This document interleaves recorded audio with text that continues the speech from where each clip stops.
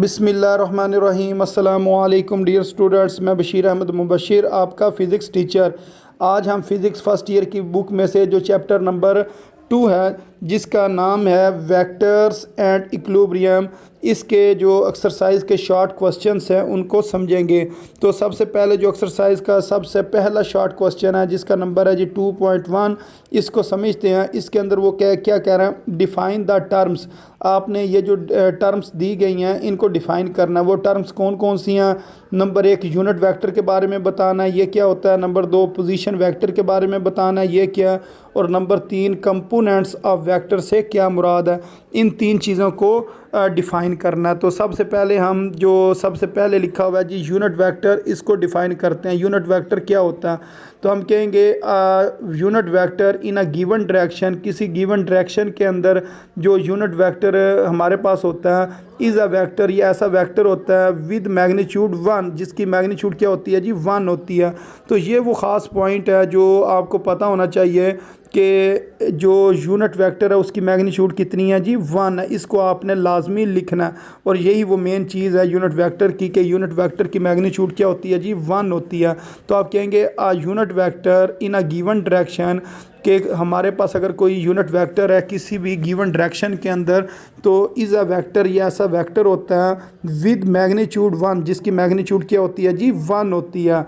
In that direction, उस direction के अंदर जिसके अंदर उन्होंने कोई वेक्टर दिया गया हो। मैम क्या, तो मसलन ये कोई एक गिवन डायरेक्शन है, इसके अंदर हमारे पास वेक्टर है।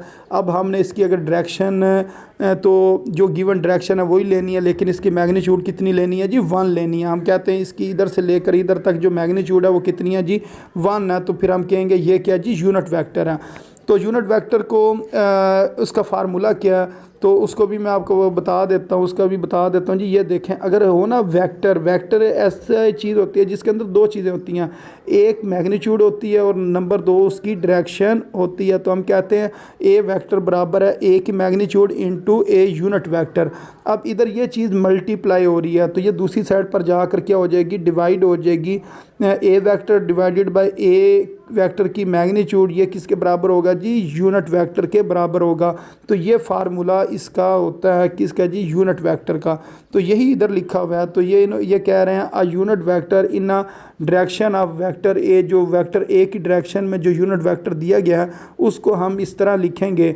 तो ए वेक्टर की डायरेक्शन से क्या मुराद है, मसलन ये ए वेक्टर है, इसके जो फार्मूला है यानी कि इसकी जो इक्वेशन है वो क्या होती है, ए वेक्टर की magnitude into a unit vector. तो इसकी ये जो डायरेक्शन है ना, ये जो इधर लिखी हुई है ये वाली डायरेक्शन, तो ये डायरेक्शन और ए वेक्टर की डायरेक्शन यानी कि ये सेम होती है। तो ये असल में ये जो यूनिट वेक्टर होता है ये वेक्टर की ही डायरेक्शन को शो कर रहा होता है। तो इस वजह से हम ये कह सकते हैं कि जो यूनिट वेक्टर है in the direction of vector A, जो वेक्टर ए की डायरेक्शन में है उसको हम इस तरह लिख सकते हैं, ए यूनिट वेक्टर बराबर है A vector divided by A vector की मैग्नीट्यूड या ए की मैग्नीट्यूड। अच्छा, उसके बाद इससे आगे आ गया जी पोजीशन वेक्टर। पोजीशन वेक्टर को हमने डिफ़ाइन करना है, ये क्या चीज़ होती है। तो हम कहेंगे अ पोजीशन वेक्टर, ऐसा पोजीशन वेक्टर जो जिसका हमने नाम रखा हुआ है आर, इज़ अ वेक्टर, ये ऐसा वेक्टर होता है that describe the location of particle, ये लोकेशन ऑफ पार्टिकल बताता है with respect to the origin के लिहाज से। इसके अंदर ये 2 चीज़ें बड़ी अहम हैं। नंबर 1 ये पार्टिकल की लोकेशन बताता है, पार्टिकल की लोकेशन बताता है, लेकिन बताता किसके लिहाज से है, ओरिजिन के लिहाज से बताता है। मसलन मैं कहता हूँ ये हमारे पास एक एक्स एक्सिस है और एक वाई एक्सिस है और ये हमारे पास क्या जी ओरिजिन है। अब हमारे पास एक कोई पार्टिकल पड़ा हुआ है, मसलन मैं कहता हूँ इस जगह पर कोई एक पार्टिकल है। अब इसकी जो पोजीशन होगी ना, जो ओरिजिन के लिहाज से बन रही होगी वो ये वाली होगी।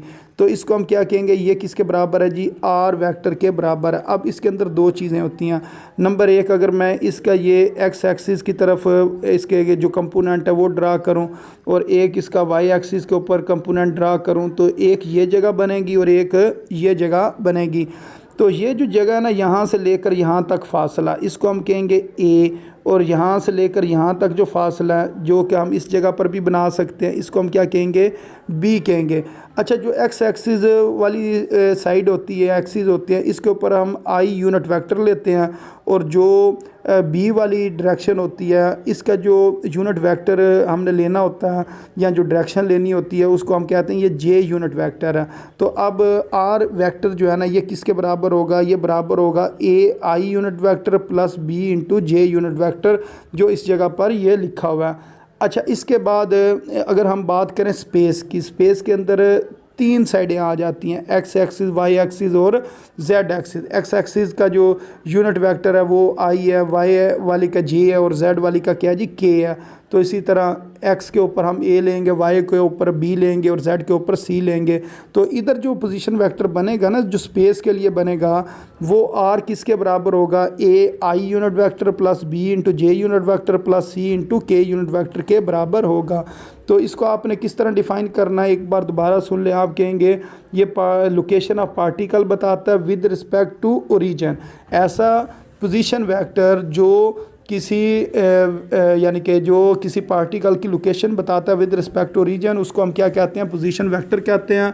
और प्लेन हो यानी कि जिसके अंदर दो एक्सिस हों, एक्स और वाई एक्सिस हों, उसके अंदर इसका जो फार्मूला है वो ये वाला है। और अगर स्पेस हो तो उसके लिए फार्मूला ये वाला, ये जिसके ऊपर मैंने सर्कल किया। अब इसके बाद जो इससे नेक्स्ट क्वेश्चन है वो लिखा हुआ है, यानी कि जो थर्ड पार्ट है इस क्वेश्चन का, कंपोनेंट्स ऑफ वेक्टर। वेक्टर के कंपोनेंट्स को डिफ़ाइन करें। मसलन अगर हमारे पास ये एक वेक्टर है तो इस वेक्टर के ये मैं कहता हूँ एक एफ वेक्टर है, फोर्स का कोई वेक्टर है। तो इसके कंपोनेंट कौन से बनेंगे, एक एक्स एक्सिस वाला कंपोनेंट बनेगा एफ एक्स, और एक कौन सा कंपोनेंट बनेगा, वाई एक्सिस वाला बनेगा, जिसको हम क्या कहेंगे, एफ वाई। और यही वो इफेक्टिव वैल्यूज़ हैं इस कंपोनेंट की, यानी कि ये वेक्टर के जो कंपोनेंट्स हैं ये इफेक्टिव वैल्यूज़ होती हैं। मसलन अगर हमने यहाँ से यहाँ तक जाना हो तो इसका सेकंड पॉसिबल जो वे है वो कौन सा हो सकता है। मसलन ये पहले आप इधर आएँ और फिर इधर आने के बाद आप इस जगह पर आ जाएं, तो ये जो कंपोनेंट है ये उसकी इफेक्टिव वैल्यूज़ हैं। तो आप इसको यूँ डिफ़ाइन कर सकते हैं, आप कहेंगे कि अ कंपोनेंट ऑफ वेक्टर, जो कंपोनेंट ऑफ वेक्टर है, इज़ इट्स इफेक्टिव वैल्यू। ये क्या होती है जी, इफेक्टिव वैल्यू होती है इन अ गिवन डायरेक्शन, किसी ख़ास जो गिवन डायरेक्शन है उसके अंदर। तो इसको आप यूँ डिफ़ाइन करें, अ कंपोनेंट ऑफ वेक्टर, जो कंपोनेंट ऑफ वेक्टर है, इज़ इट्स इफेक्टिव वैल्यू, ये इफेक्टिव वैल्यू होती है इन अ गिवन डायरेक्शन, किसी ख़ास गिवन डायरेक्शन के अंदर। तो इसको हम क्या कहते हैं, ये क्या जी, कंपोनेंट्स ऑफ वेक्टर हैं। अच्छा, इस तरह ये पहला क्वेश्चन हमारा कंप्लीट हो गया। अब इसके बाद जो इससे नेक्स्ट क्वेश्चन है उसको देखते हैं। वो लिखा हुआ है जी, the vector sum of 3 vector given a zero resultant. क्या 3 वेक्टर को सम करें और उसका जवाब ज़ीरो आ सकता है।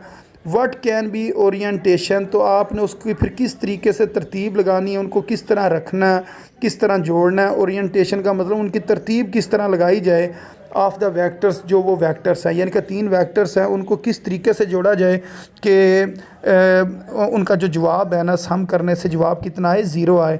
तो इसको हम यूँ कहेंगे, हम कहेंगे इफ़ 3 वेक्टर्स आर ड्रॉन, अगर आप उनको इस तरह ड्रा करें या इस तरह बनाएं, to make a close triangle, एक क्लोज ट्राइएंगल बन जाए। ये आपने लफ्ज़ याद रखना, close triangle.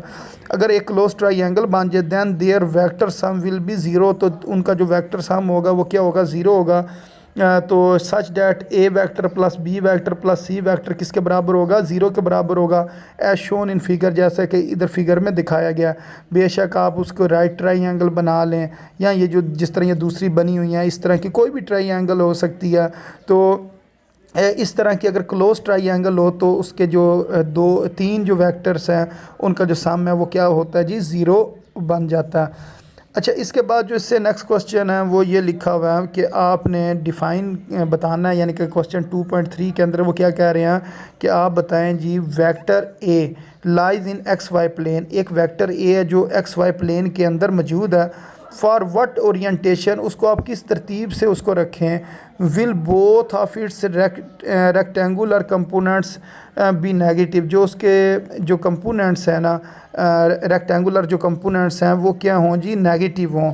For what orientation will its component has opposite sign, और वो किस तरीके से अगर आप उस वेक्टर को रखें कि उसके जो कंपोनेंट्स हैं, यानी कि एक्स और वाई एक्सिस वाले जो कंपोनेंट्स हैं उनके क्या आए, ओपोजिट साइन आए।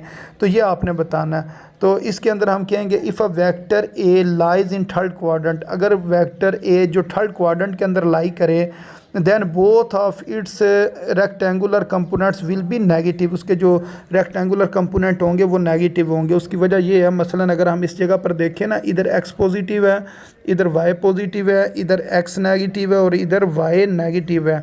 तो इस जगह पर अगर कोई भी वेक्टर होगा ना तो उसका एक्स भी नेगेटिव होगा और वाई भी नेगेटिव होगा। मसलन इस जगह पर ये पॉइंट आ गया, ये पॉइंट आ गया, तो अगर हम यहाँ से यहाँ आएंगे तो ये वाला एक्स क्या होगा, नेगेटिव होगा। यहाँ से नीचे को आएंगे तो वाई भी इसका क्या होगा, नेगेटिव होगा। तो आपने ये समझना है कि अगर थर्ड क्वाड्रेंट के अंदर कोई वेक्टर लाई करे तो उसके दोनों जो कंपोनेंट है ना, एक्स कंपोनेंट और वाई कंपोनेंट, वो क्या होते हैं, नेगेटिव होते हैं।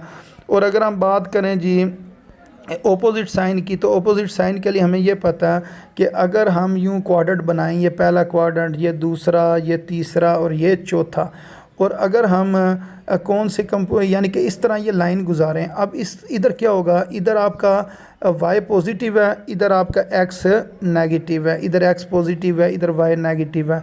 तो इस कंपोनेंट में आपका एक्स नेगेटिव, वाई पॉजिटिव, ये वाई की वैल्यू क्या है, पॉजिटिव में, और एक्स की वैल्यू नेगेटिव में। इधर भी अगर देख लें, इधर आपका एक्स नेगेटिव है और वाई क्या है, पॉजिटिव है। लेकिन अगर हम चौथे क्वाड्रेंट की बात करें, चौथे में एक्स पॉजिटिव है लेकिन वाई क्या है, वाई नीचे को बन रहा है, यानी कि वाई आपका नेगेटिव है। इधर एक्स पॉजिटिव और वाई नेगेटिव, यानी कि ये एक्स एक्सिस है, ये पॉजिटिव होगी, और वाई एक्सिस नीचे को अगर हम आएंगे तो वो क्या होगी, नेगेटिव होगी।